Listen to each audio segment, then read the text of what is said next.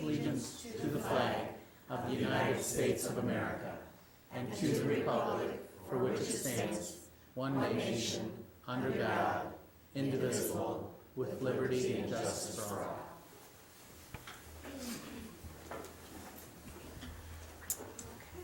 Okay. So do we have any correspondence today? We do not have any correspondence this evening. Okay, thank you.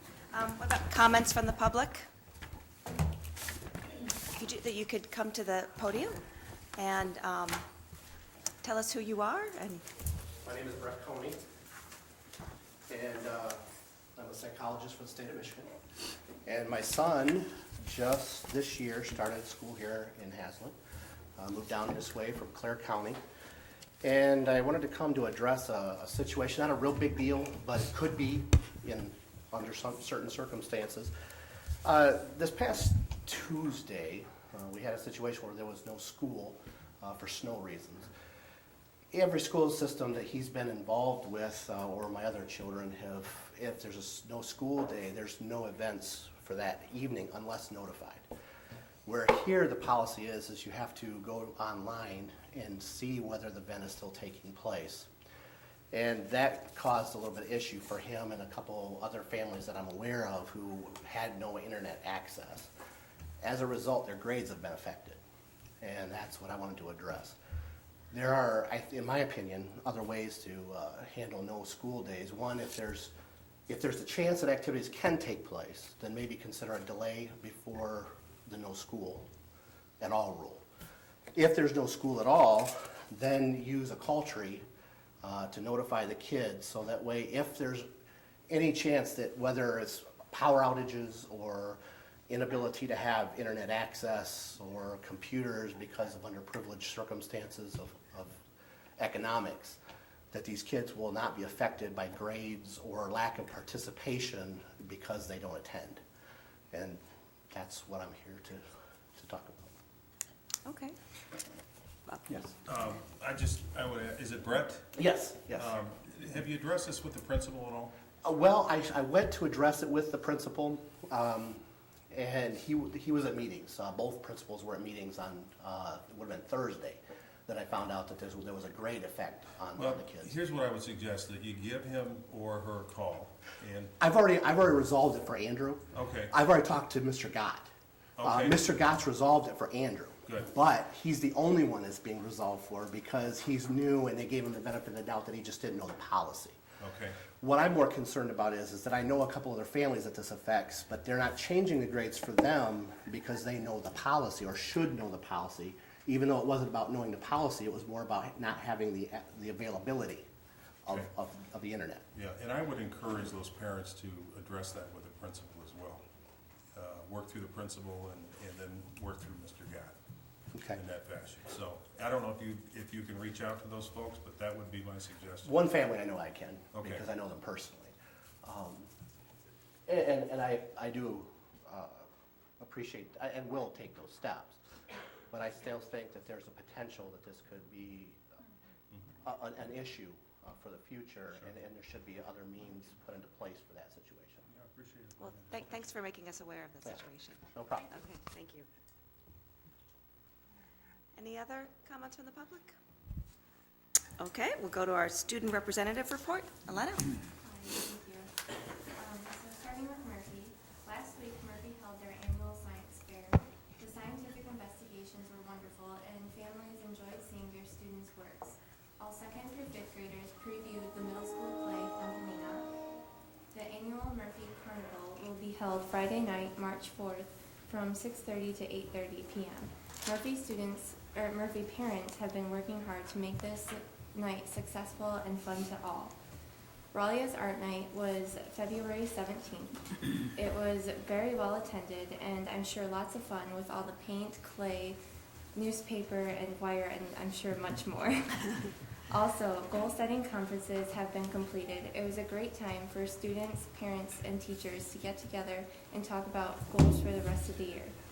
Looking forward to March 5th, Raleigh will be sending a team of 7 fifth graders to compete in the Destination Imagination competition in Holt. For the middle school, a great job and congratulations goes to the entire crew of Tiny Thumbelina. Special thanks to Samara Bala and Jennifer Brooks for all of their hard work. To lightly introduce the Vex Raptors, they are our middle school's very high-achieving Vex Robotics team. They competed in the MSU Spartan Vex Robotics Challenge on Saturday, February 26th against the finest high school robotics teams. This team is sponsored by the MSU College of Engineering and is comprised of Matthew Watson, Nick Buchholz, Hannah Kempel, Austin Schreier, and Kearney Shine. They are coached by Claus Buchholz. At the competition, they won the tournament and the Excellence Award, which is the highest award presented at these robotics competitions. Being at such a high level of performance, the Vex Raptors qualified to compete at the World Championship in Orlando, Florida at the international event.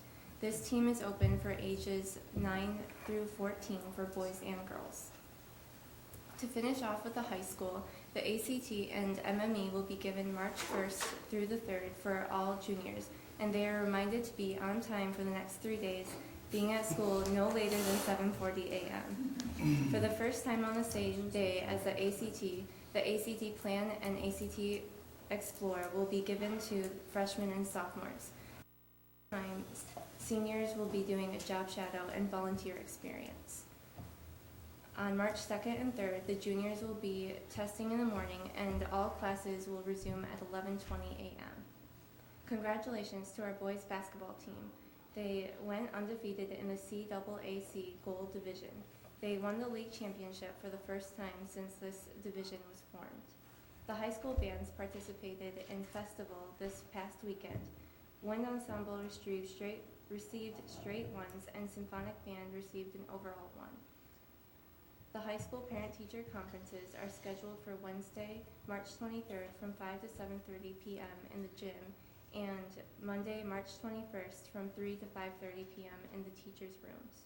Finally, Honors Night for all students with a semester GPA of 3.5 or above will be held on Thursday, March 17th at 7 p.m.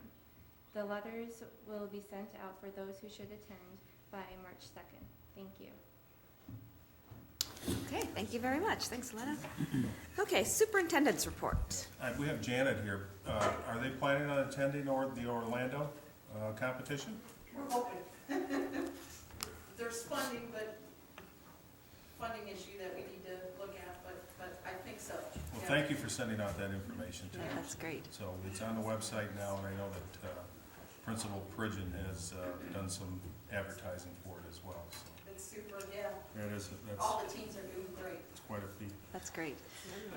We have the Foundation for Hazard Schools will hold their 5th annual Bowl-a-thon event on Sunday, March the 20th from 12 to 5 p.m. at Marvell Lanes. And this is a great family event for everybody, and I know that we've had participation from Wilkshire. It looks like we got a team back there this evening, but we're hoping to have a lot of participation by our staff and community, and it's always a great fundraising event. I know that they've done very, very well in the past. And just one other announcement, Brian Town, I know, wants to make a quick announcement about his telethon that is coming up this Friday evening, and that is 25 hours, Brian? 24 hours. We used to do 25, but that was too much. Now I'm doing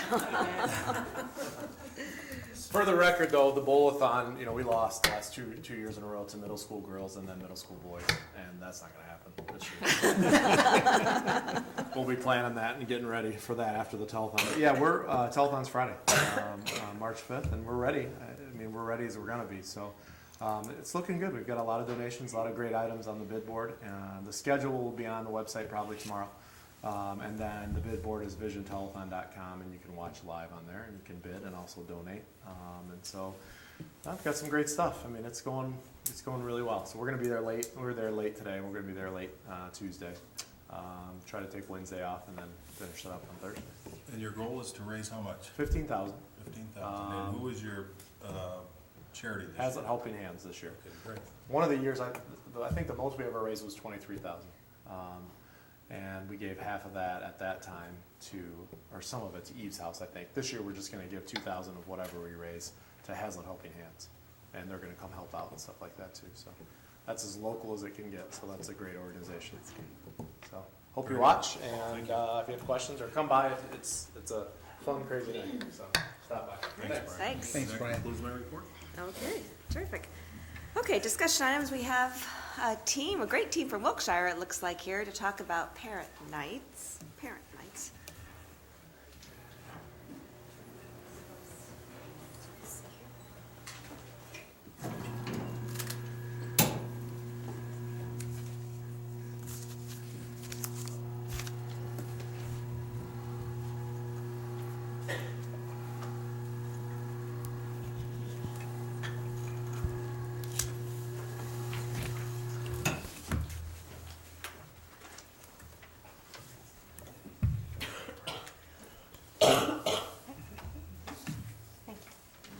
First of all, I'd like to thank you for allowing us to present tonight, and I'd also like to introduce you to our team, which consists of Krista Charnley, first grade teacher, Joel Muller-Gornick, our school counselor, Muggy Quinn, the kindergarten intervention specialist, Sue Mills, kindergarten teacher, and Sarah Matino, resource room, and my name is Chris Kapp. I am the first grade intervention specialist. We'd like to talk to you about some data that we have, and over the past few years, our end-of-year data in language arts has been very high in both kindergarten and first grade. However, we're mixing that. Got a good man on the job. That's all right. I'll keep going. You'll be able to see it. However, our team noticed that our scores were not carrying over from the long summer break. So there was a significant decrease in the end of the year kindergarten language arts data score to the beginning of first grade. So as a team, we decided to come up with a parent learning night to increase student achievement and to help sustain scores over the summer. At November conferences, we asked our first grade teachers and kindergarten teachers to personally invite the parents of the students whose data reflected the need for additional support. And then parents were asked to come to a learning night where they would receive materials along with explanations to help their student be more successful. We looked at our data to determine the focus for each of our grade levels using the 5 big ideas of reading. And we had a slide, but I'll tell them to you. I know I can wing this by heart. So the 5 big ideas of reading, or the foundation blocks, are phonemic awareness, phonics, fluency, vocabulary, and comprehension. So using those, we then determined which activities would be best suited for which grade levels. I don't know if you can get the slides I working don't think at it's all. I'm not gonna be able to get up probably in time for your presentation. Well, that's okay. So, They were really good though. They were good. You know what, we can I'm gonna speak, try one more time. but, we can speak to that, because we do have some slides. I have a handout. Read it. Like, there's one more next to it, and there's one more that makes the copies. This is the handout I can do. My slide was really good. And it's sort of hard to explain it without actually seeing the visual, but in the, we had an example of a child who really was struggling in kindergarten, and I graphed some of her data to show that as the year, the beginning of the year, she was very, very low. If we get our slide presentation up, we can see that.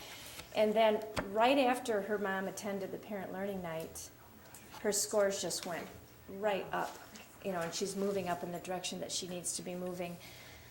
Probably the most exciting thing for me is with this example was the mom really didn't know these ideas. She after we got done, she said, "Wow, I didn't even realize I could do these kinds of things with my child." I think she was a little intimidated, to think that she could actually work with her child. And they're very user-friendly, simple ideas, and the result was great. So.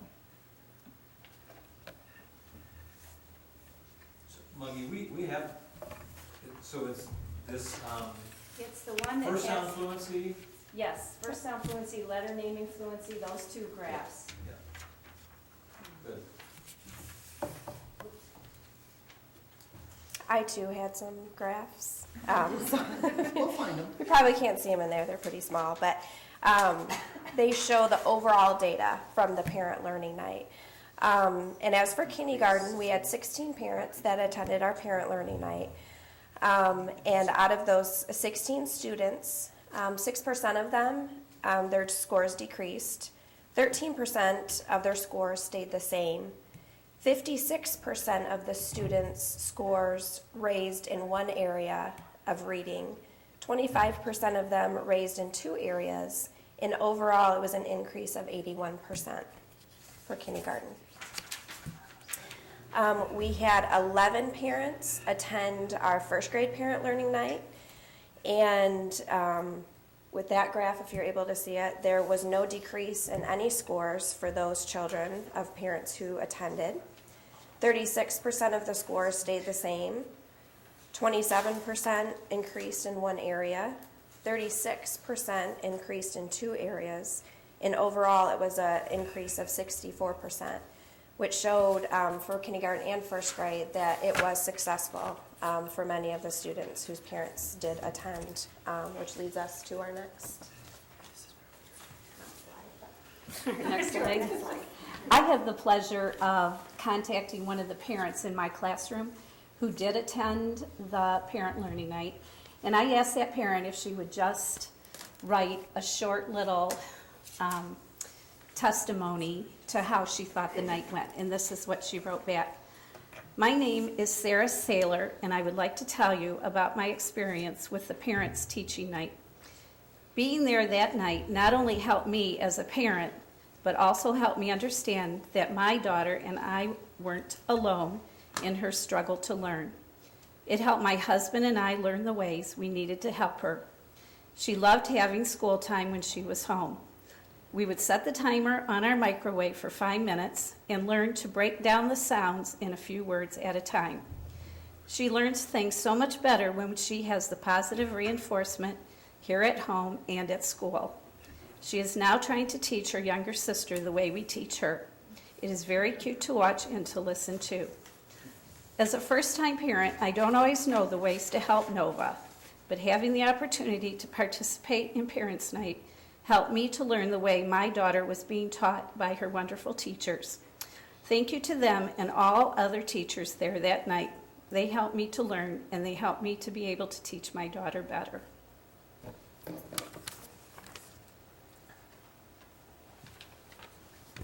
And I kind of have the privilege of wrapping up our presentation, but I'd like to say that both evenings we actually had a lot of fun, which was, we expected to have some fun, but there was a lot of laughter, which I think made it even better. Since we feel strongly about maintaining student achievement and establishing a homeschool connection, we are planning on offering another parent learning night in the spring for both kindergarten and first grade parents.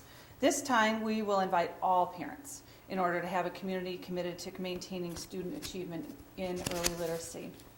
We'd also like to acknowledge the teachers, the kindergarten and first grade teachers and all our support staff at Wilkshire, as well as our principal, Gail Hicks, who've worked so diligently to implement these interventions in school and also to educate the parents, and to embrace our core reading program, which focuses on student achievement.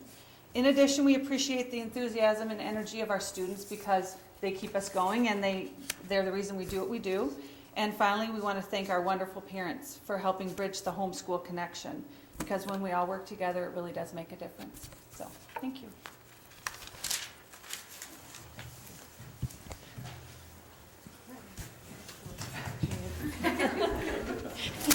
Get it up now.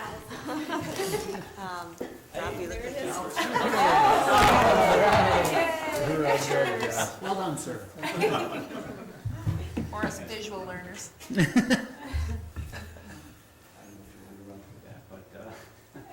a challenge. I couldn't let you guys leave without having that up. Yeah, here's one example of an intervention we did. This was a first grade intervention, simply vowel bingo. A lot of fun. And vowel sounds. So actually, as you go to the data, I think that's where my question is. And maybe even the combined data. So you started out by talking about losing some of what they had learned over the summer. Is this when they come back? Tell me more about this data. What is this measuring? This, what this is measuring is, we're looking at where these particular students were at the beginning of the year, and then looking at them again after parent learning night. I think like a month or so after parent. And when was that held? When were parent learning nights? Parent learning night was in December. In December. So this was happening during the school year. This is. I'm just trying to get a sense. This didn't necessarily measure end of one school year, beginning of the next. We're planning on doing Okay, that, though. good. When we Yeah. hold our spring parent learning nights, again, inviting everyone, we will have data from the end of this school year and then again, the fall of Yeah, that's good. 2011. We'll be able to look at that. I just have to commend you for involving the parents at that level because, you know, we all know that the children spend a lot of time at home. And most parents are very proud of their kids and would really like to help them succeed in school. And involving them in the process, especially at that early age, will start hopefully a process that continues all the way through school. So it's a win for everybody. Thank you. Anybody else? Just think what you could do if you get the whole family involved. Well, I was glad to hear that one comment mentioned the mom and dad both being there. Did you have attendance from both parents in most cases, or some of them? So if the first graders that were invited were ones you noticed the drop over the summer, who were the kindergartners that were invited? Because you wouldn't have had that data. It would have just been ones you felt from the beginning of the year could benefit from? Yeah, we actually chose the students based on their scores from the beginning of the school year. Using our universal screener and our core reading program has some tests that he administers them. Well, it'll be interesting to hear about your all-parent one, too. I know that there are a lot of people that will come and. We're hoping. Yeah, I would think so. Go, you know. I just want to say, mostly to Gail, I think, I've sort of witnessed a pattern, which is using data to make decisions. And it's just another great example of seeing something by measuring, by using the data, and then putting in place some intervention as a result, and then seeing the results. This is a great example of it, but it's a great, it's a pattern that's developed of the way we're especially the elementary schools, I think. I see it so much in Raleigh and Murphy and Wilkeshire. You guys do a great job of using the data and helping it inform your decisions. Well, a lot of credit, I must give a lot of credit to these teachers, well, all the Wilkeshire teachers, but especially to these teachers to notice that the dip in the scores from last year, at the end of the year, and then the scores they don't maintain those scores. From the end of year scores still coming in, and then these teachers saying, wow, we need to do something here, there's something missing here, and what is it that we can do?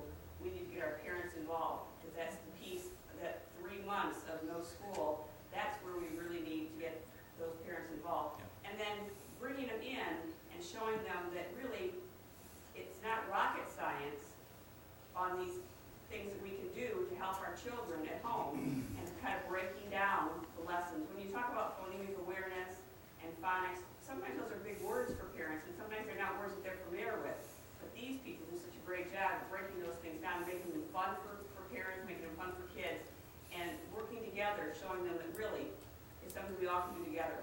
So they did a great job. That's great. It's a perfect example of our partners in education. We do need to partner with our community as much as possible, and this is just a perfect example of it. Quite Well, proud of what you did.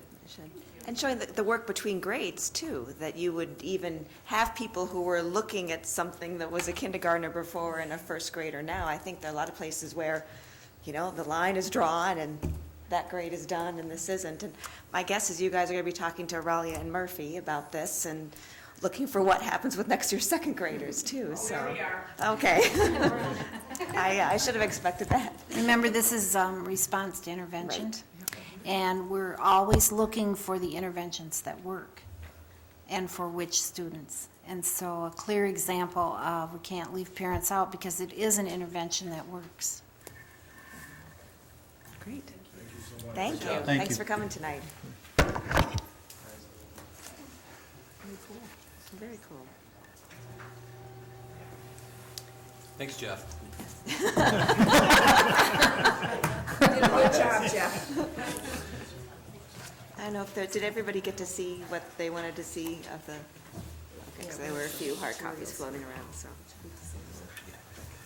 Okay, board reports, Policy and Personnel Committee. Thank you. We did meet this evening and had an opportunity to go over some policy revisions with 4 different policies: 1600 board records, 2800 records, 4510 computer network, and then 5250 employees' use of electronic communication devices. We worked through some questions with Jeff Casson, and I believe that we'll be doing a first reading of those sometime in the future, Chris. Okay. Thank you. Finance and Facilities. So we met last week, and we talked about several issues that are all going to kind of roll up into the budget, and I think got a first look at how the state budget is going to affect us. It was a sobering conversation about, you know, the realities, or, you know, at least the first blush at the state budget and how it's going to affect us. First cut looks like about a $2.6 million shortfall in our $25 million operating budget. So more than 10%. More than 10%. That's kind of the starting point, and so obviously we've got some things to work on. This may sound a little bit contrary to that, but there are some capital things that we need to think about making some investments in. One of them is copiers, and there'll be a proposal coming to buy some copiers in the current operating budget. Kudos to Steve and others for kind of getting the most out of some of the machinery and equipment that we have, but some of these are at the end of their life, and we're going to have to make some investments there. And we have a kind of an interesting opportunity coming.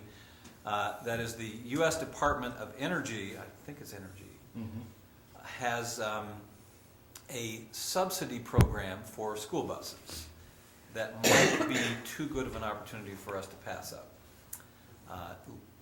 In effect, getting a school bus at half price because of that federal subsidy, or better, actually, maybe a little better than half price. By the time you amortize all the savings, what are we talking about? 40%, 35% purchase price? Yeah. Yes. 41% of the price by the time you take into account operating savings during the course of the year, et cetera. So there will be a proposal to buy up to 5 school buses as a result of that opportunity. So again, that's I think we're talking about out of current operating budget, not next year's budget. If I may, Mr. Chairman. We have the opportunity to actually expand that if needed. And when we were presented with the current status of the buses, 5 to 7 certainly need to be replaced in this cycle. And how many years has it been since we've done that, Mike? 2, 3, 4? 4 years. 4 years. So this capital expenditure is one of the necessary elements that we do in providing the service of busing our children in the district, which is an indispensable service.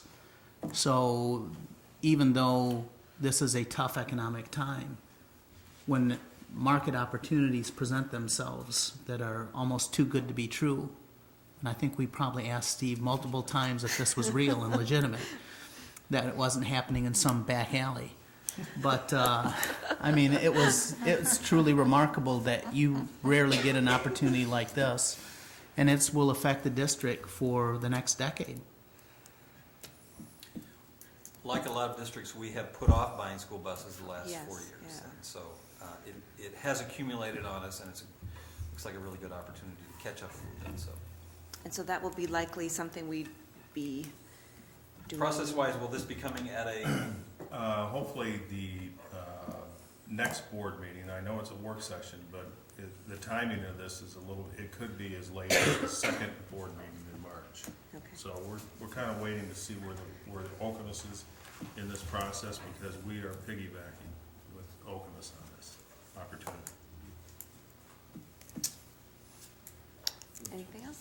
We, that's it? no, we had talked about the bleachers, which Oh, need to be you're right, replaced. right. Also, likely to be coming up soon is replacement of the bleachers at the football stadium, the visitors' bleachers. I don't know if there is such a thing as condemnation of bleachers. But Yeah, there was. We're dangerously close to it if we haven't actually been condemned yet, but We have been. Oh, have been. we have. Thank you. well, They will not certify them for any further use. I got you. Okay, so we are to the point. This is a sinking fund expense, so again, not operating dollars, but sinking fund. Bids are in, and looks like we have a good price for replacement of bleachers. That'll come before us at the next board meeting as well. That's correct. I also think, Mr. Chairman, we should mention to the public, we did consider the option of folding chairs for our visitors. That said Vikings on it.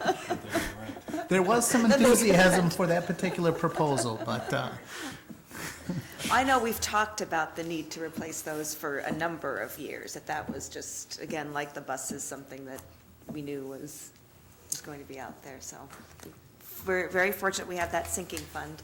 Thanks to our community absolutely.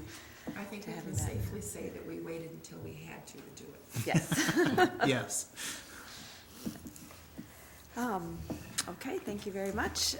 Items from board members. Anybody? I have a couple. A couple of these are on our announcements, but I was just going to put a plug in for the March 11th legislative breakfast at the Radisson, and then the March 16th MASB legislative conference.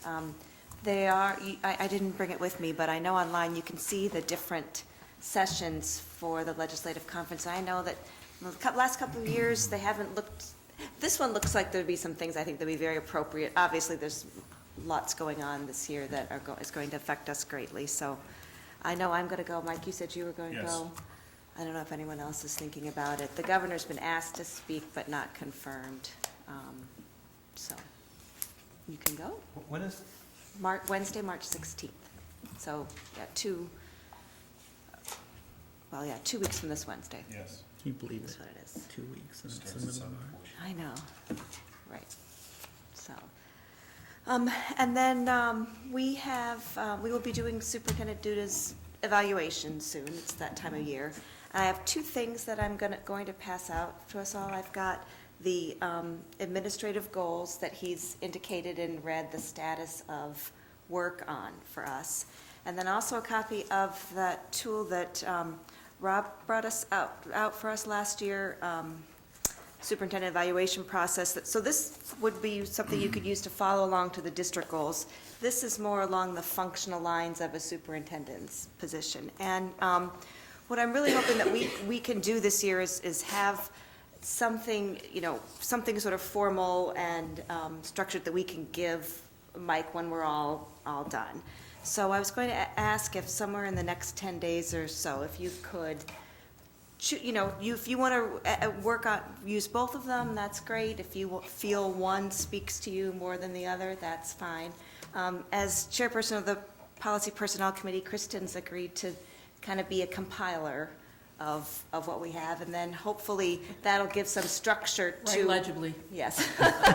To our discussion, and then, we can provide about, and then again, of course, everyone will have a chance to say whatever else they want to that isn't necessarily follow this, but I think that, it's helpful to Mike to have something structured to his position to let him know how we're feeling about things. So I will, I guess as we head out, pass those out. When do we do the actual evaluation? Well, we're planning to do it next board meeting on the 14th. And we've Usually, we've often done it at the very end of March, but we've got a work session scheduled that day, so this seemed like that would be too much to add to that day as well. So we will go into closed session for part of the next meeting on the 14th. So, Kristen, what would be, is March 10th, yeah, what's for you, what works? Sunday night. Well, how about Wednesday or Thursday of that week before? So Give me a that, little so time. I did not have my calendar in front of me. March the 16th or... Well, or 14th, Not back to- the 9th or 10th? Okay. And, okay, so What March was 9th. Wednesday, Chris? March 9th. March 9th, okay. How about March the 9th? Okay. Does that seem reasonable to everybody else? Okay. Okay. Well, let me just, I guess I can just do this right now. Anybody else with any? I just have one item. We did have a snow day, as Brett pointed out last week, and Tuesday, and we had, East Lansing incidentally had a professional development day, and I just wanted to recognize two of our teachers, Susie Zook and Stephanie Horwath, who were presenters that day, and for that.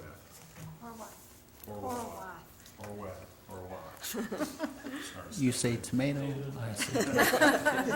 Anyways, they were both recognized at the Superintendent's Roundtable, and I thought it was worthy to mention this evening because, I mean, they were out of bed at 7 o'clock in the morning to get over there to get prepared and presented for the day to the East Lansing teachers and did a magnificent job. So it's very commendable. Something that they didn't have to do, but on their own time. Certainly shared a lot of valuable information that Hazlet Public Schools is doing, so thank you to those two elementary teachers over at Raleigh. Second grade elementary teachers. Great. Okay, thanks. Action items, we have 3 tonight. Approval of the minutes from the February 14th regular board meeting, approval of the minutes of the February 24th Finance and Facilities Committee meeting, and approval of revised board policy 8280. Would anyone like any of them pulled? No? If not, I would love to hear a motion regarding them. So moved. Support. Any need to discuss any of them? Okay, all in favor of approving the 3 action items as read, say aye. Aye. Opposed? Okay, they pass. Announcements, we mentioned again the legislative breakfast, the legislative conference. Our next board meeting is March 14th here. We will do the evaluation. And then we have March 28th, our second March meeting will be the work session. Then we'll start with dinner here at 5:30 on that night. Okay? Anyone want to move to adjourn? So moved. Second. Okay, all in favor, say aye. Aye. Aye.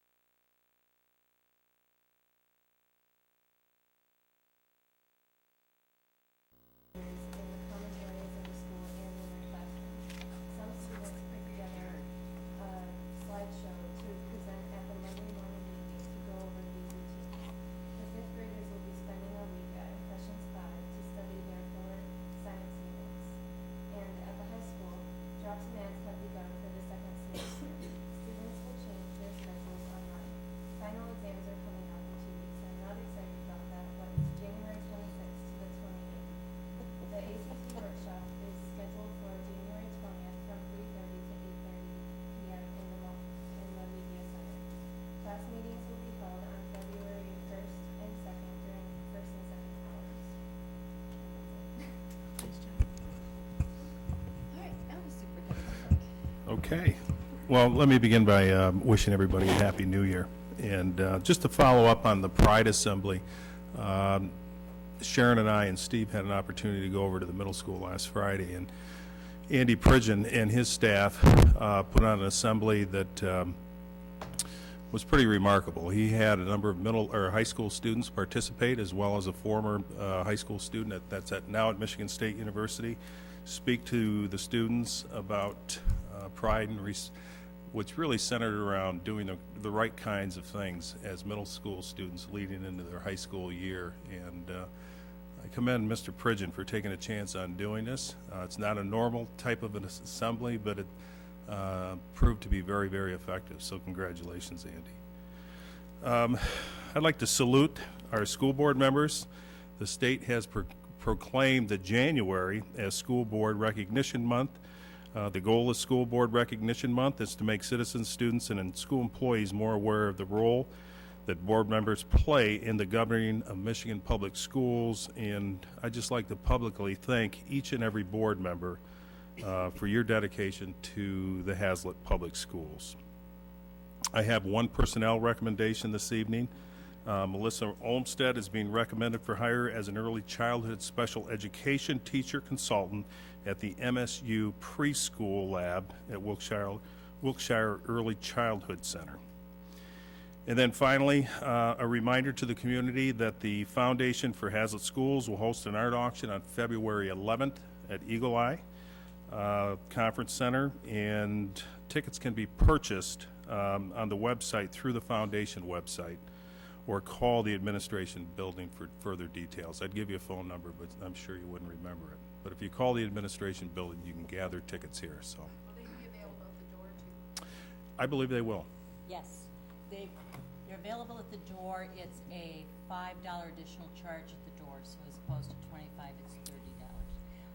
Just if I could add on just briefly, there have been invitations sent. Those were mailed Friday morning. Obviously, for the entire Hazlet community, it's very difficult to make sure you get invitations to everybody. So if someone does not happen to receive an invitation in the mail, please be sure to look online at that website address, because you can order your tickets through that.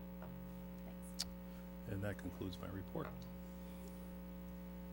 We have two discussion items tonight. The first is an out-of-state field trip for art students to the Art Institute of Chicago, and we have our art teacher, Mr. Stanko, here to tell us about that. Hi, Nick Stanko from Hazlet High School. Just checking in and hopefully getting approval for our annual trip to the Art Institute in Chicago. We typically take about 50 students, high school students, primarily from our advanced art class and from our art history class, and then we pull out some other students here or there throughout the art program that would like to join us.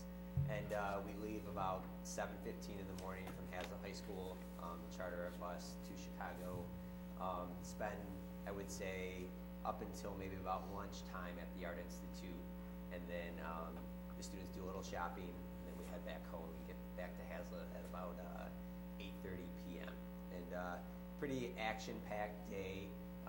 The parents that do chaperone, we usually have about, I think, like 6 to 9 parents, and on the way home they usually fall asleep because they are exhausted, and the students also end up passing out on the way home just from all the fresh air and walking and enjoying the day. So it's a very enjoyable trip for our students, and we hope they take home something from the Art Institute. We try not to cram them with too much information, and just kind of let them hopefully soak up a few things, and as adults they can go back and really appreciate it.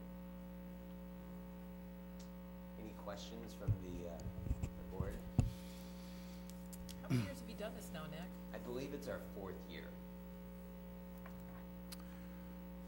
I don't have any questions, but I do want to congratulate you on being the Michigan Runner of the Year this year and representing Hazlet in such a positive way over this past year. So thank you for all of your contributions, Nick. Well, Hazlet's a great place to kind of do that, and obviously have a lot of support, and so it makes my job easier both in the classroom and outside.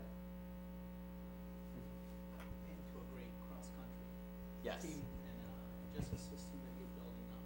Thank you. Within this one. Appreciate it. And I'd like to also add my appreciation for the foundation art auction. Nick is the art teacher, one of the art teachers at the Hazlitt High School, has been a very integral part in this art auction. He's been very supportive, and also there will be some of his personal art pieces that will be at that auction. So Yeah. I just want to publicly thank you very much You're for all welcome. your support. Yeah, I think we have a great kind of array of artwork from the district. And like always, it'll be a great event, and hopefully the communities can support us and support our art programs, because they deserve it, that's for sure.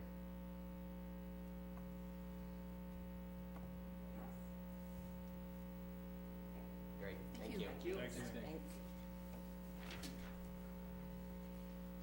Our next discussion item is middle school sister school program with schools in England. Mr. Bishop is here to tell us. Well, thank you for allowing me to come and kind of talk with you folks a little bit about an opportunity for our middle school students. We were approached back in September by an individual whose husband had been a middle school principal for a number of years, and they ran a partnership with this Biddick School sports college over in Washington, England. And basically we started talking about this being an opportunity for Hazlitt Middle School students to travel over and spend 2 to 3 weeks with host families in England. And then we would reciprocate, and the following year, those students would come and visit us and spend 2 to 3 weeks here in Hazlitt with us. And the nice thing, just some logistical backgrounds here, the nice thing about our school year ends, June 10th. Their school year ends in mid-July. So our travels would be at the end of our school year, and it'd be nice because it'd be right kind of at the end of ours. Our students wouldn't miss any of our educational programming, and then they would roll right into the Biddick school culture for, like I said, 2.5 weeks or so. And then in the following year, if this were to come to pass, they would come to visit us, and we would couple that the 2 weeks prior to spring break. So they would be with us March, the end of March, and then the week of spring break, they could either, typically what they do, they would travel with their host families. The costs involved for our students, right, and the target group that we're looking at would be our current 7th grade students. And so they would really be, in all intents and purposes, they would be 8th grade students at the end of the year. And the reason we're targeting that group is if they were to travel over at the end of this year, and then next year they'd still be in our middle school. So when those host families and those host students from England would come visit us, we could keep that relationship intact, and our host families could welcome those kids. Basically, the cost that we're looking at right now, it would just be the cost of transportation, which is about, ballparking it as I looked at some travel sites and some things, flying out of Detroit into Newcastle, it's about $1,500 per student, per ticket. And if we were to fly into Newcastle International Airport, then they will actually pick us up and take us to, I can pass this map around too, so you can get a sense of exactly where I'm talking about, where Biddick Sports College is located. It's about 6 miles off the coast of the North Sea. It's kind of nice. Interestingly enough, the Biddick School, most of the schools in England, if you're not aware, and I've kind of learned this through my homework I've been doing, are specialized. They have some type of specialty program. This happens to be a sports college. And I'll show you some pictures that they had sent me on this PowerPoint. It's really interesting, some of the things that they specialize in. I looked at on Google Earth and just kind of zoom in on the soccer complexes and things, or football as they call it, around their campus, and it's a beautiful campus. They serve students ages 11 through 16. They have about 1,100 students at this point. Washington, England is located actually equidistant between Newcastle, Durham, and Sunderland. As you can see on that map exactly where that is. So that age group would fit pretty nicely with the students that we're kind of targeting here. But again, this is an opportunity for us, for some students. I just want to kind of, take the temperature per se of the Board of Ed and see what you folks think about this possibility or opportunity for our kids, and this is something that you would allow me to continue to pursue, at your pleasure. But I did my homework on passport and those type of things, about 4 to 6 weeks to get a passport. There is an expedited process where it could be 2 to 3 weeks. Cost is right around $180 for a minor to get the rush job type of a passport. And obviously, if we were to move forward with this, there's lots of wrinkles that still need to be ironed out, and logistics that we certainly would make sure that we take care of. I can tell you that this is not through a travel company. This is, we would, pretty much quote unquote be on our own. We would be traveling over there, and our kids would be staying with host families. And I can tell you, Sharon and I have had, many conversations about that. What does that mean? What does that really look like? That's a little bit of a question mark. Sharon and I talked about the possibility if the board were to allow us to continue to pursue this, maybe we would travel over, a couple of us, just kind of get a sense, a real strong firsthand impression of really what this area is like, the school itself. I try to put myself in the shoes, if this were my daughter going over there, what would I want to know as a parent? What would I want to know as a principal? So those are some things that we certainly would want to explore a little bit. The Biddick School has a very strong international component. They have exchange programs currently going with schools in Russia, Poland, Italy, Germany, the Czech Republic, and they are currently establishing relationships with China, Tanzania, and reestablishing with the U.S. They really feel that the not having a school in the United States is a real area of weakness for them, that they really need to have a connection with the U.S. of A. But let me show you just a few images of the school here. These were sent to they are doing a demolition of their current, their old school, and I was hoping it was going to get better. It's part of the sport. I was going to say. It's a sport. Like a build. Good.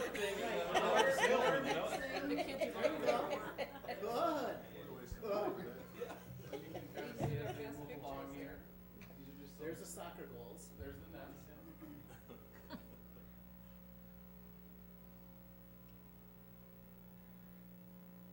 Obviously, they're very proud of the new additions of the entrance, I'm assuming, to their school. It's a very large complex. When you look at it from, like I said, I looked at it from Google Earth, and it's a large facility. What is the age groups at the 11 school? to 16, Bob. And And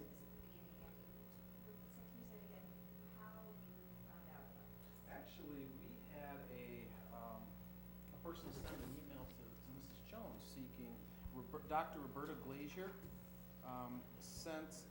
sent out a feeler to some folks, and Sharon happened to be one of them, and Sharon kind of came to me, and we just kind of bounced this around a little bit.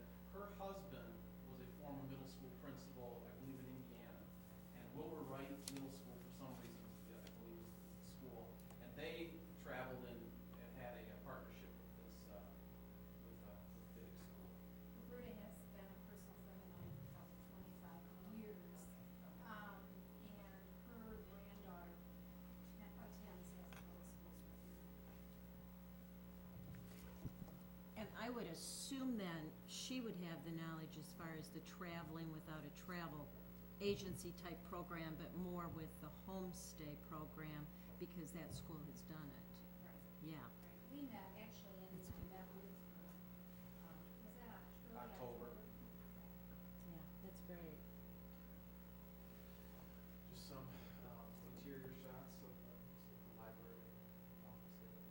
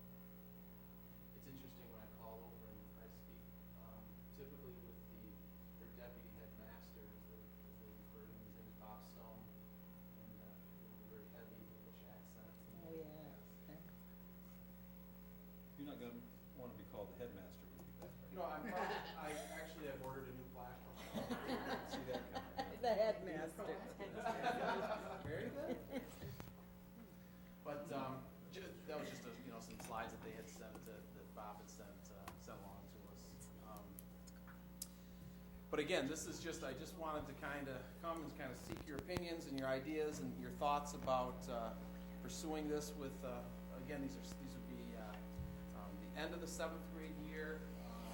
10 students would be traveling. They would be staying with host families. It would not be a traveling as a group. It would be kind of frightening a little bit. The cost, again, for our students would be that of travel and then their own incidentals. Everything else would be covered by the host family and by the school. I've asked Bob, Mr. Stone, a little bit about what type of programming and what type of recreational and educational opportunities would be available for our kids. And basically, they would be integrated right into the school setting. They would take they'd be part of their culture, their classes. They would and then they would do day trips and things with our students, with the host families. It sounds like I said, they have a lot of experience with this. They've done this for a long time in a number of different countries and a number of different groups. And that's why we chose initially, okay, if we're going to do this, maybe it's best for us to travel to them, kind of learn a little bit about how they do this, what type of programming they put together for our students, and then we can kind of benchmark and learn from them if and when we're a host their families. Do you have any idea yet about how many families are going to be able to come up with this kind of money to send their 7th grader there? You know, Bev, we haven't, and it's a great question. It's another one that Sharon and I talked about, the realities of the cost. And we haven't even really unwrapped this at all with students or even staff. Had just very peripheral conversations. So I don't know. I mean, the realities of it, it's $1,500. Well, plus passport and. Plus passport, plus incidental, so it'll add up pretty quickly. Yeah. I'm not saying it's not worth it, because I, think any kind of travel like that is probably excellent, and making it available is also excellent. My concern is, are we gonna be able to get 10 families that are gonna have that kind of available cash? Right. Yeah, no, you're right. The problem is that we're talking about something that is gonna have from February to probably an even shorter date to make a decision on it, rather than planning it like for next year when people could plan for it. The process of getting this together and even just working through the logistical pieces that we've come to at this point has taken longer than I anticipated. They just approved, in fact, they had a similar type meeting that we're having, and they just approved with their council last week this formal partnership and asked that it could to pursue it. So you're right, time is running. So, I guess when I first heard about this, I was dubious or just not concerned maybe. And that's middle schoolers, international travel. It doesn't make me feel better necessarily that there's not a company involved, who organizes it all. But it's not because I don't trust that you guys could do that, but I worry about how much time you're gonna have to put into it, or whoever on our end. I mean, there's a lot of work to put together the travel for an international group, and particularly a group of 7th graders. So I think I'd register a little bit of caution, coming up quickly, and the kind of time it would take of you and your staff to put it together and make certain that, the safety and security of the kids, you just can't, not get that right. So I don't think that would cause me to say, let's don't go forward with it, but I think an abundance of caution on both your time spent and sweating the details, because we've got to get it right. Andy, would you go with just a minimum amount of students? Is there a minimum that you would take if you can't get the 10? Or if you were to go, it's maxed at 10? That's a great question, Kristen, because we really, it sounds like BIDIC is used to dealing with groups that are larger than 10. In fact, they originally thought 20, 25, and we kind of talked them down to 10. So is that the magic number? I don't think so. still kind of in the fact-finding kind of. Yep. Well, even though there's not a company involved, I think companies because we need to get there. Once we get there, we become touring companies, so to speak. We take care of all the arrangements, all the plans for activities and hostings. So even though there isn't an outside company, it means we travel there and then we're in their hands. And have Sharon, did you have an opportunity to see then what they've done in terms of an itinerary with groups that have gone and done this previously? Well, I think Andy's exploring that, Yeah, and that's okay. where we had talked a little bit about maybe a couple people would just go, Sure. kind of get a feel for, before landing there with 10 students and some parents. I'm not saying me, but a couple of us would go there and actually see what happens. And when you go somewhere, you immediately have a feeling about whether this is where you're at. Sure. Wasn't it a couple of years ago that Lynn and, Heather went to China, right, to explore and see firsthand how that exchange would, before we took students there. Right. That's what happens when your fellow comes to us. Yes. If your fellow comes to us, they don't come with a travel agency. Yeah. We're the travel agency. We set the whole itinerary up for the 7 or 9 days that they're with us. And so, and we've done that with other sister schools exchanges too, back and forth. Which is almost even better if you think about it. If you connect with the right group that, yeah. To be honest with you, it's less the cost, especially if you do the homestays. Well, the flight being 1,500, if you were not doing homestays, you'd be at least 1,500 to cover the cost. Plus, these kids get to be right entrenched within the system, with the families, and living with them. 25 to 30% markup that the travel agency would take. Right. Sure. It's 2.5 weeks, it's not a lot of time.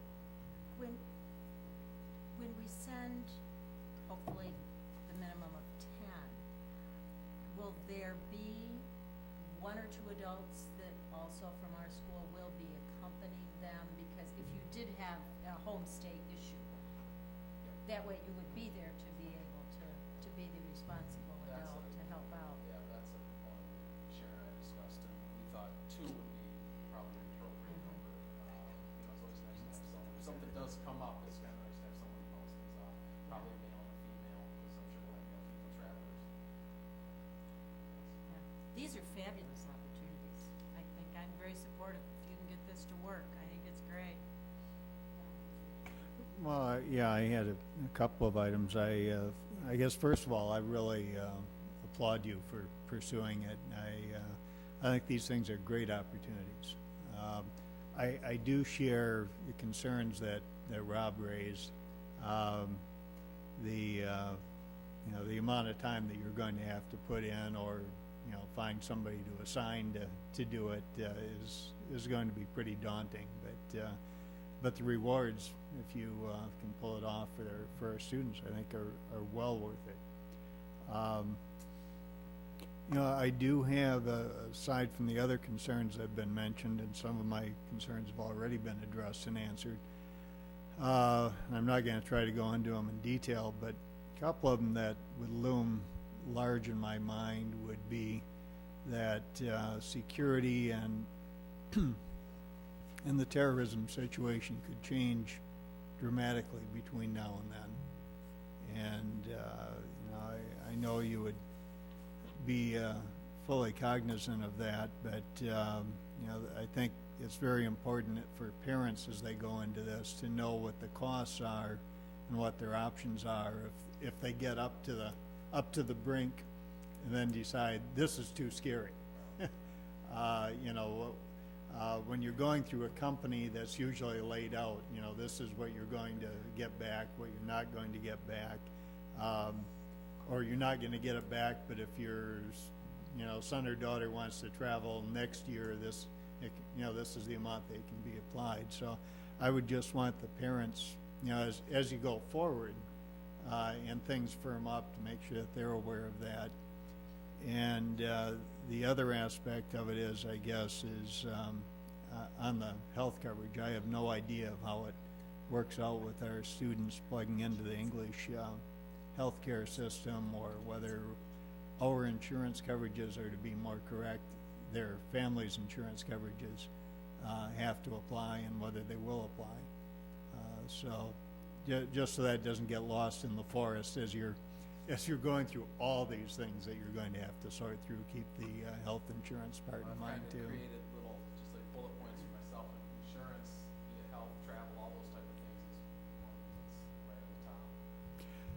I guess the last thing I had is I see that this is down, that'll be an action item for us on the 24th. And I'm kind of sensing almost a conflict here between being still at an early stage and needing to get a lot of stuff firmed up that probably won't be firmed up by the 24th, but yet you need an early read and an early approval to be able to go forward. Is that kind of the situation you're finding yourself in? We're definitely under a little bit of time crunch at this point.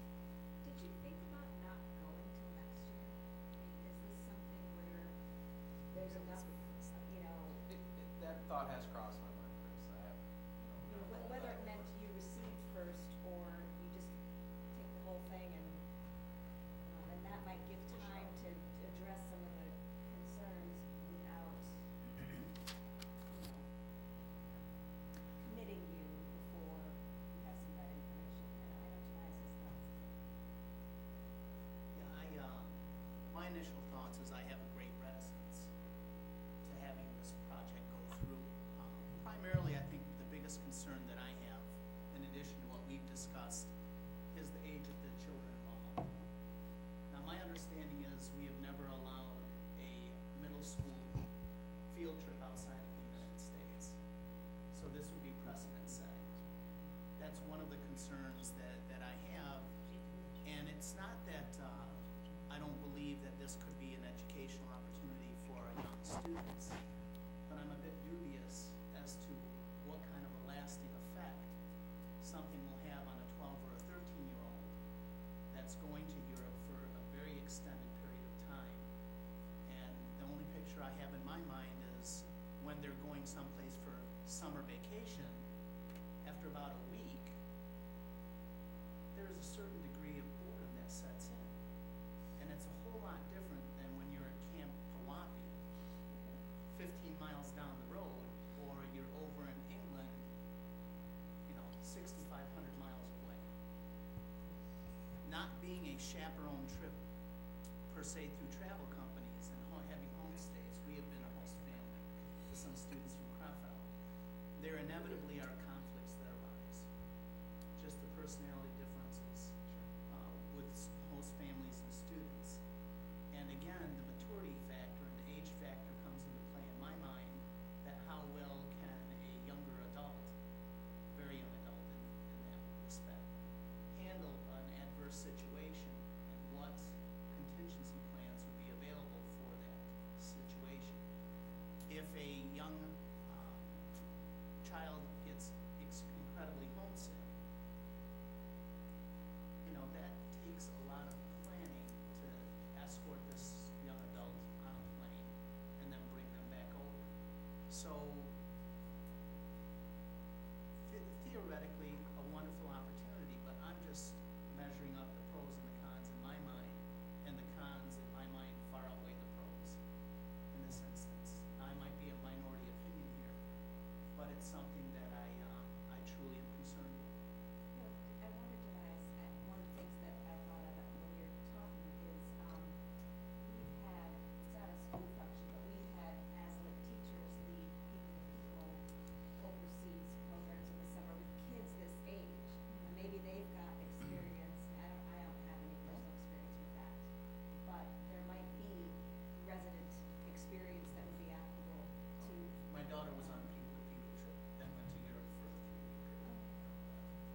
And it was a good experience, but I want to say she was a freshman. I was gonna say how, Yeah. You know, I know my son did it, and it was beginning of 8th grade, so it was the same age. Yeah, I know They were talking. Yeah.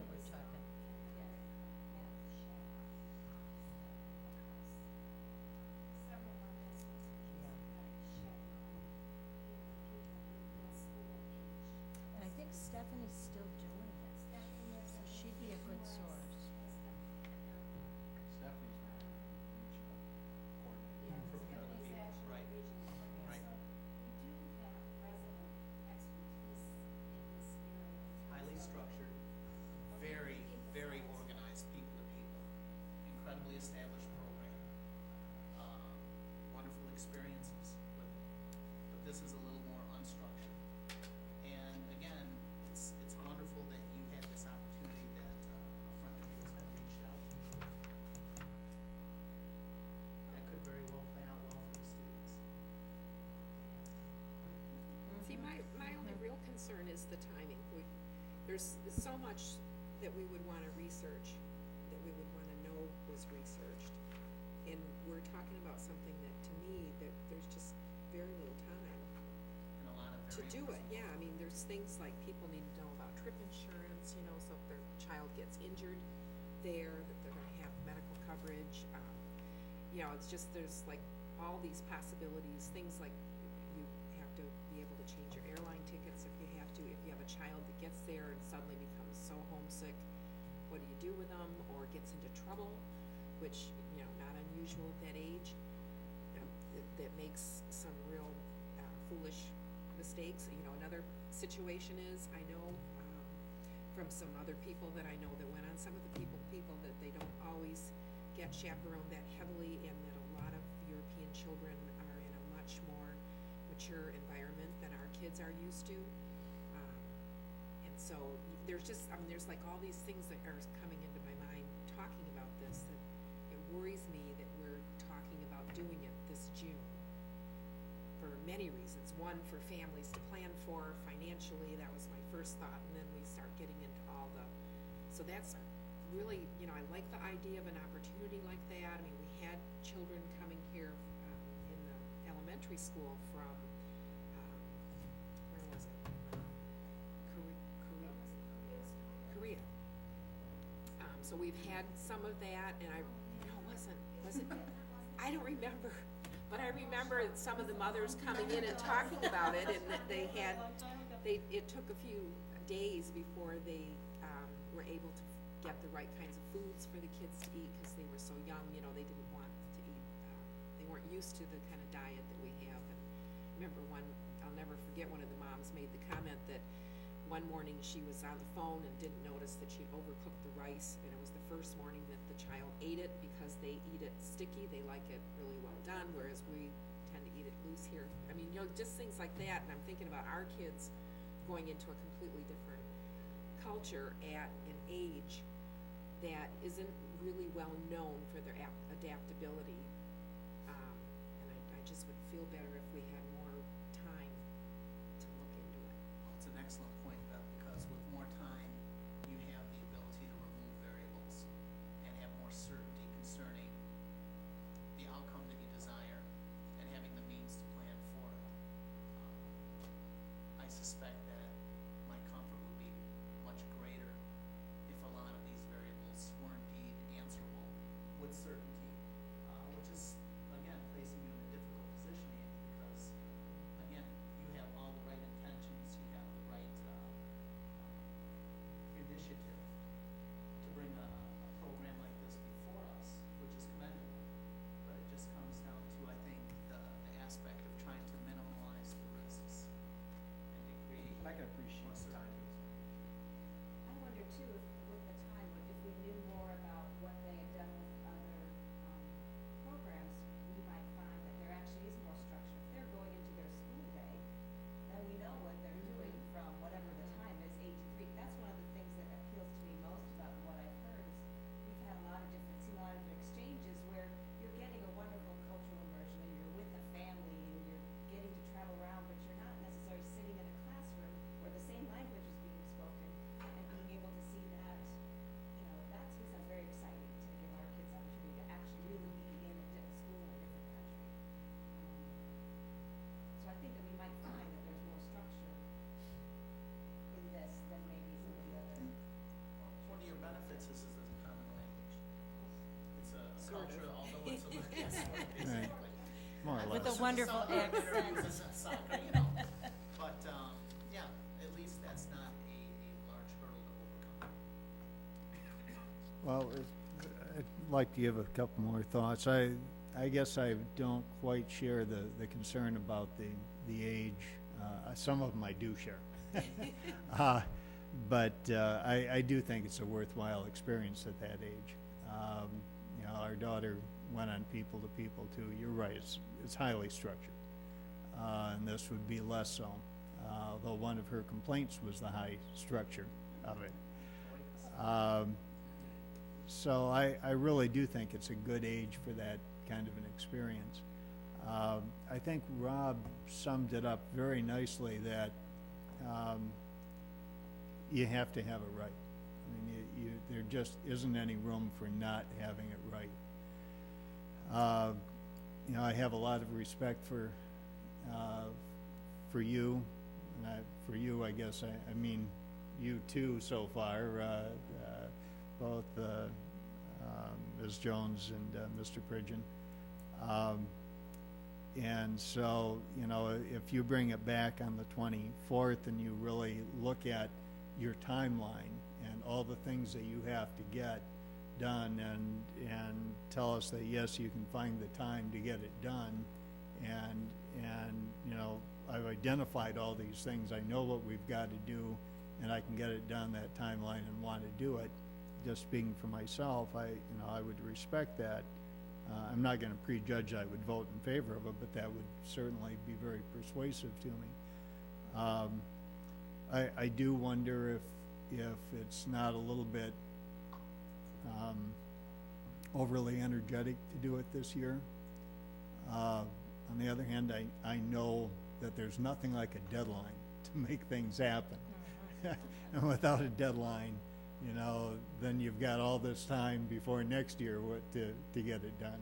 So I'm not personally, you know, going to back away from it because it's the short timeline, but it does have to be done right or not done at all. And I think we would need to feel comfortable that you've really identified everything that you have to get done, and that you're comfortable that you've got a timeline that really works, or else you really need to put it off another year. Okay, yeah, and I agree with everything that's being said. I would indicate, though, you can spend a lot of time trying to organize something to make sure it's just right. A lot of times when you have that deadline and you have to have it figured out by then, that works much better. My concern would be you could possibly delay it until next year, but a lot of the people then who you're trying to coordinate it with right now are liable to change them. Your students that you would be with if you went right now are going to be a year older, so you're not going to be with those same families and students. I would like to see, when you come back with this, you know, I think it is very important to know the health insurance issues, you know, with your travel, with your airlines, if you've got somebody that needs to come home early. I think a lot of those are very simple questions to get answers to, but I think it would be important to know that. And I would just trust the confidence of you. There is trip insurance. It's a fairly inexpensive thing to do. It's just the kind of thing that we would want to make sure people were aware of. I mean, but I think a lot of the logistical things that need to be figured out, yes, will take some time, but in my mind, it wouldn't be enough to postpone it for another year. And do you feel like, given what you've heard from everyone, that there's some of this stuff that you could sort through between now and the 24th, would you be able to come back on the 24th and tell us? Absolutely. I mean, this is exactly the kind of discussion I wanted to have and wanted to hear anyway. Absolutely, I've taken detailed notes about everything that, every concern and everything that you folks have said, and I certainly look forward to coming back on the 24th. In fact, I posed a lot of similar type questions that you're asking to Mr. Stevens in England about kind of a rough itinerary, and he said, well, as soon as we get a kind of approval, we're happy to. So it was one of those type of things, yeah. But I also think that because it's something that they have a lot of experience in, that it's, I don't want to say second nature, but it's not nearly as daunting to them. So I think he's probably Gonna open up a file. yeah. I'm sure he could probably fax me or email me lots, quite honestly. But that was his response. Well, yeah, so I'd be happy to start working on that as soon as we get our approval and done for you guys. But yeah, I look forward to coming back to the 24th and sharing everything that I can come up with. Like I said, I've taken detailed notes about your concerns and questions. And this is exactly what I was looking for, this type of discussion.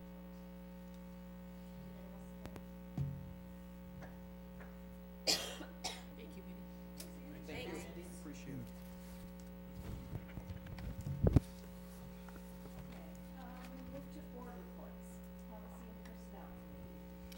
not met. I had some facilities committee. Person is not here. Is anybody else? Have you met? I was out. I have no idea. We did not. Any other items from board members? Yeah, I have. I did want to announce that I will be running for re-election, and that election is in May. And I'd also like to just add that it is a pleasure to serve with you. It is, as you can see, and as Mr. Pridgeon witnessed tonight, we are very deliberate in terms of the right thing for our students here in Hazlet, and we feel very proud of that. In an age when people can be so divisive and unaccepting to other people's opinions or thought process, or even the slightest little thing, I think that it's important to remember what's important, and that is about educating kids. And so I do want to say that it's a pleasure to serve with, I was going to say the six of you, but we've lost one of them. But you can tell him that I included him as well, that I look forward to running, hopefully another successful 4 years with the four of you, and with all of you, and I appreciate your support of me as well, so thank you.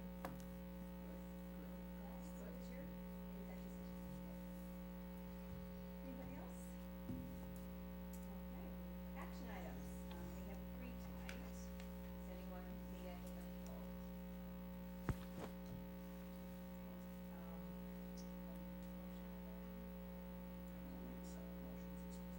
Support. We have 3 action items, approval of the minutes of the December 13 regular board meeting, December 2010, personnel recommendation, and the out-of-state field trip request for the varsity hockey team to Strongsville, Ohio. All in favor? Aye. Opposed? Okay, our action items are passed. Announcements. January 24th, we will be back here for the next board meeting with Mr. Bridget. Maybe it will have other people. Here at 7 o'clock for the board meeting on Monday, January 24th.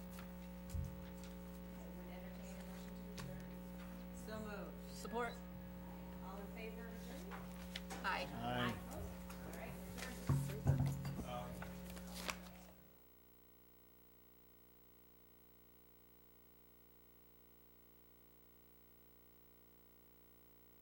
The administration and Steve Cook and Deb and everyone for their hard work on this. I think the complexity of it, I think, shows how important it is to take a look at this in specific areas where consolidation can work.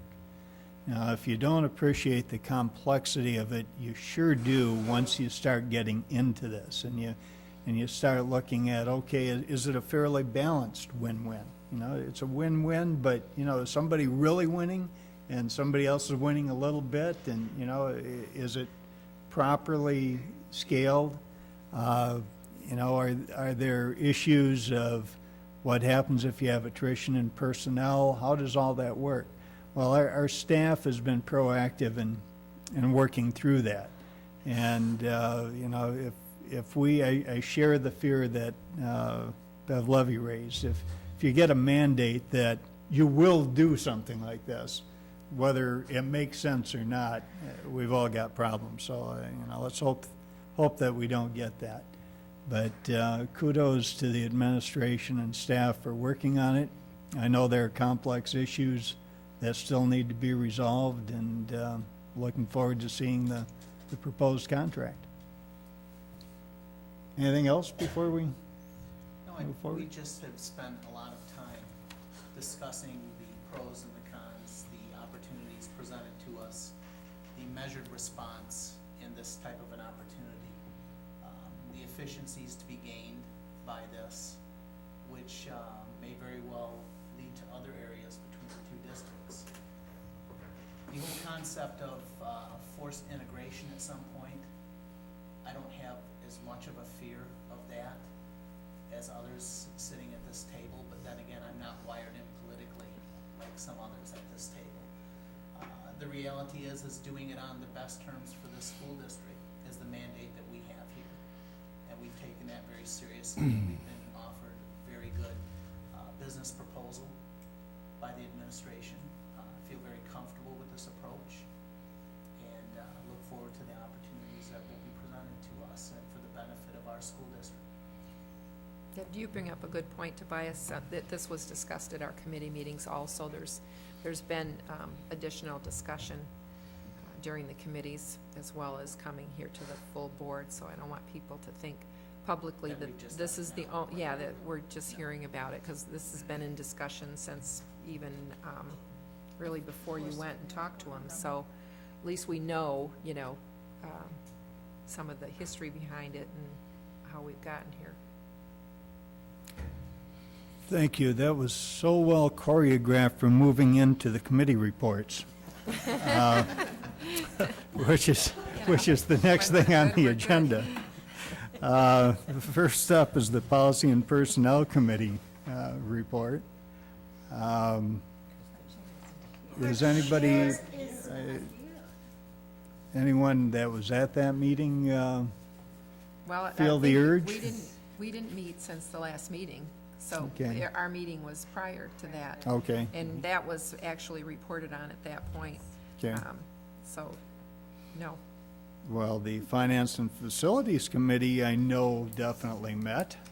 We did. We met this evening, and this was the topic of discussion. So we've had a chance to bat it around pretty good, and Don, as a lawyer, really, I think, had some good direction and input in terms of some additional issues to make sure that are in the contract. I think we had a good discussion about it. It really was the topic we spent our time on at Finance and Facilities. Thank you. Moving into items from board members. Anyone have? If I could I'd just like to pass along my deepest sympathies and condolences on behalf of the Hazlet School District to the Okemos families, as well as the East Lansing families and community. This has been a very, very difficult weekend for those people. Thank you. Sure, everyone agrees with that. Anything else from the board members?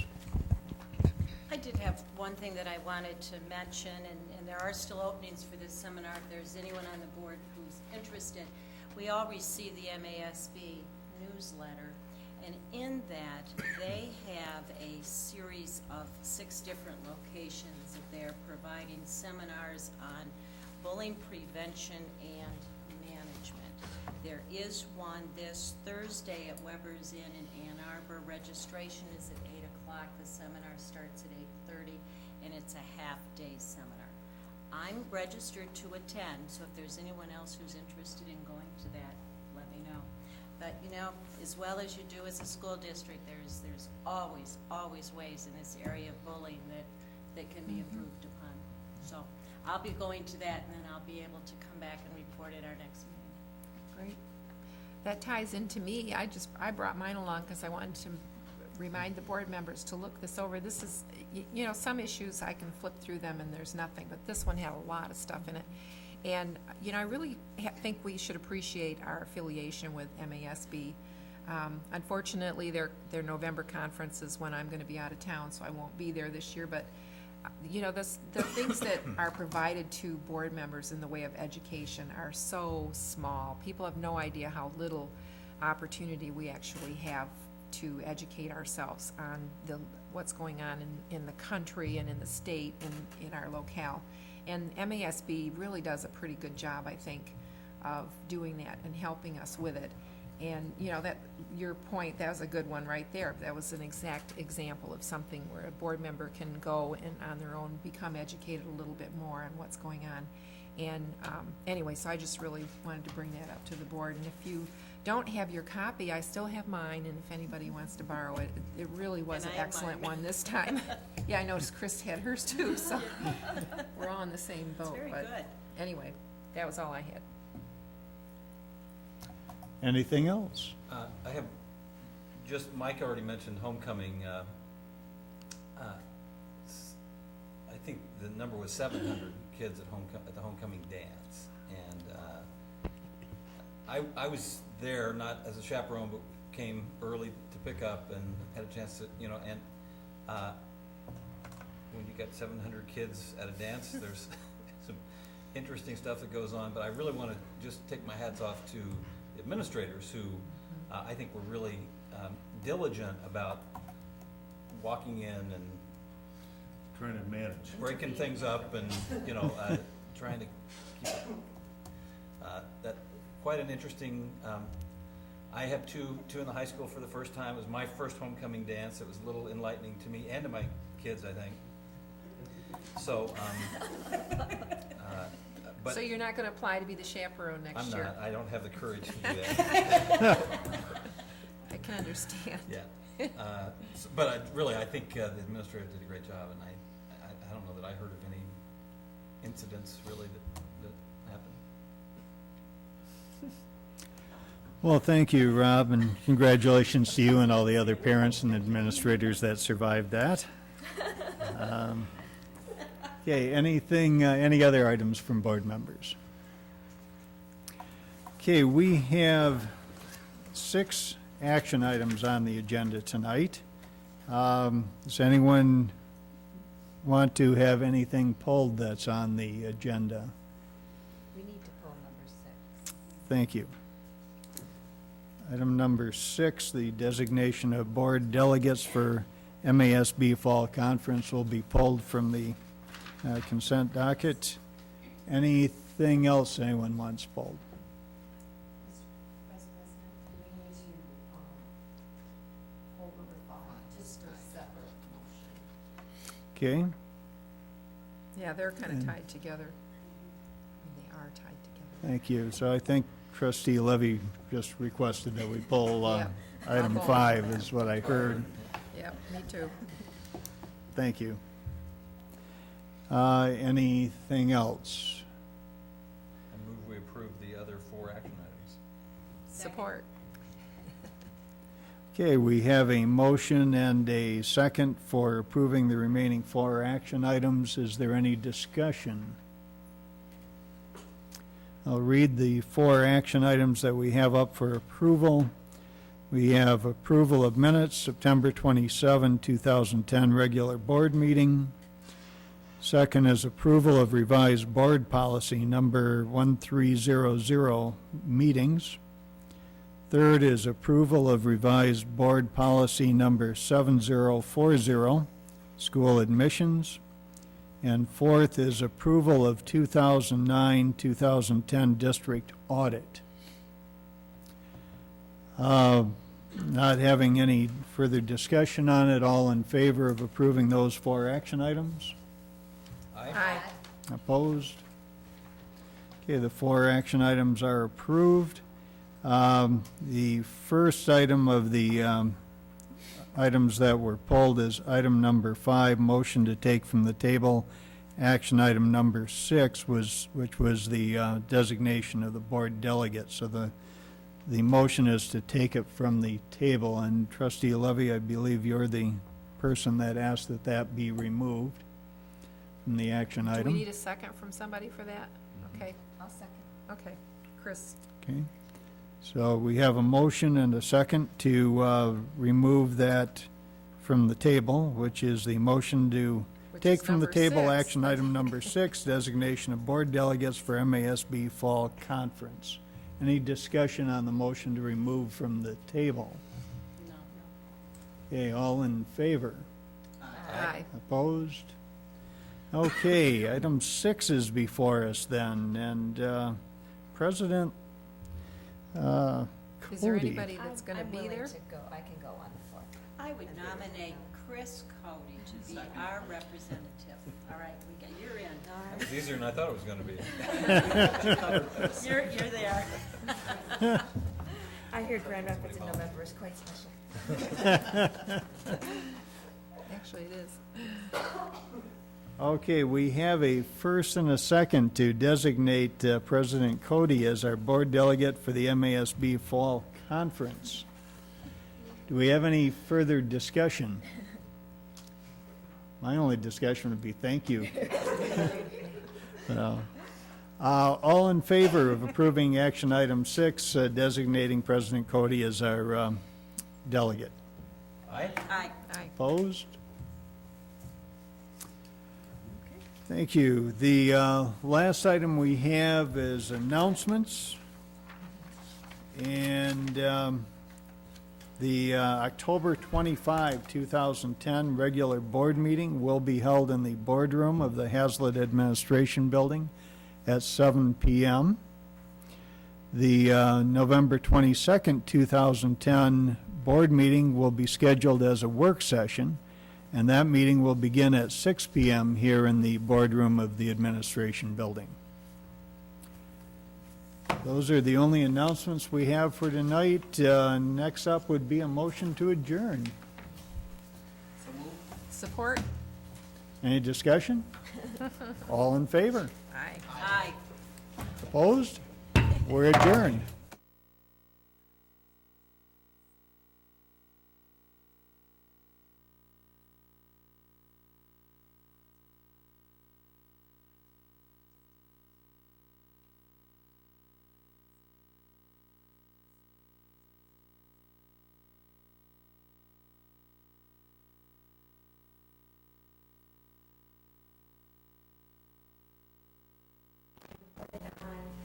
On the dangers of drugs and drug abuse for students. They have daily announcements.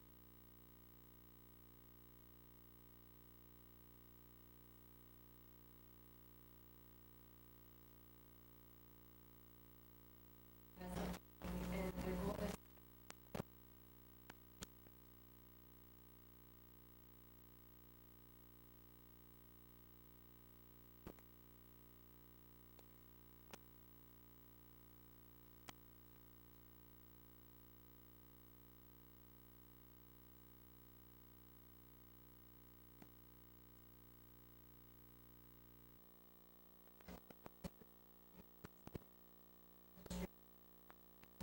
workshop. Another reminder is that every Wednesday from 4 p.m. to the athletic boosters at the high school. I say if we can support the athletics just by eating, we should do it. The guidance counselors will be meeting with the 10th graders in their English classes this week. They will be going over graduation credits, college exploration, and their educational development plans. The students will be receiving a copy of their transcripts and their career cruising login information. The highlights of our athletics are we would like to congratulate the girls golf team for getting all academic, all state.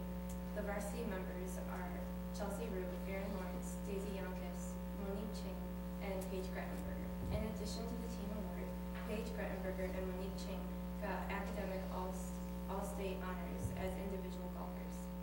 The boys cross country team competed this weekend in the state finals and finished 10th overall. The varsity team is only losing one senior runner, so they are looking forward to an even more successful year next year. The girls swimming and diving team were led by their captains Zoe Beckett and Christina Abbott to get the CAAC title over this past weekend. This was their fourth title in a year. At Raleigh, they would like to report that the technology teachers, Mrs. Wickman and Mr. Blatter, presented an informative program to the parents on internet safety at the PTO meeting. Mrs. Amore, Mrs. Longaman, and Mrs. Rice's third graders spent last week at Pepper Park Zoo for a long study trip. The fifth grade visited Henry Ford Museum on Friday, and they're doing their Way to Go Ticket program, which they reward students for having appropriate school behavior and being team players, goal setters, and being kind to everyone. They're excited for the technology that they will be receiving. 7 teachers will be getting devices, and the world language room will be getting a smart board. This is due to the technology grants that they received. At Murphy, they are excited for Salmon in the Classroom, which is a program that is a unique way for students to learn about conservation and natural resource how they can have an active role in it. All of the fourth graders have been participating in Big Annie's nature lesson. Mrs. Moore and Mrs. Martin's class went last week, and this week will be Mrs. Hill's and Mr. Casby's class. The mission of the nature lesson is for them to be surrounded by the nature and beauty of the natural world, and to inspire them to have responsible environmental stewardship. The students do scientific investigations by observing the nature, writing about it, and drawing it. I did not get a report from Wiltshire though. It's been a busy couple of weeks in all of our buildings. I'd like to move on to the superintendent's report. Thank you, President Cody. I just, for those of you that had an opportunity to attend our Foundation Inspiration last Wednesday evening, it was very, very successful. We honored Dirk and Penny Milliman, Rory Nooner, Nick Stanko, and Eric Wangeman, and it really turned out to be a beautiful night. So thank you to all of you out there that took the time to attend that. I want to salute John Wollenberg, Linda Headley, Patience Drake Rosenbaum, Michelle Gustafson, Pam Artuso, Julie O'Brien, Wendy Garrett, Ann Harkus, Sharon Jones, and Steve Houghton. And there were a number of other supporters there that evening that made it a very, very successful evening. So thank you to all. And then just a reminder to the community that we have our fall play coming up, The Wizard of Oz, and that's going to occur on November 19th and November 20th. There are 3 showings. The one on the 19th is at 7:30, and the 20th is at 2 p.m., and then followed by a 7:30 p.m. performance. So we look forward to that, and that concludes my report. Thank you very much. Move to discussion items. We have 3 tonight. The first is regarding a trip for Spanish students to Spain, and we have our Spanish teachers, Mrs. Southwell, here to tell us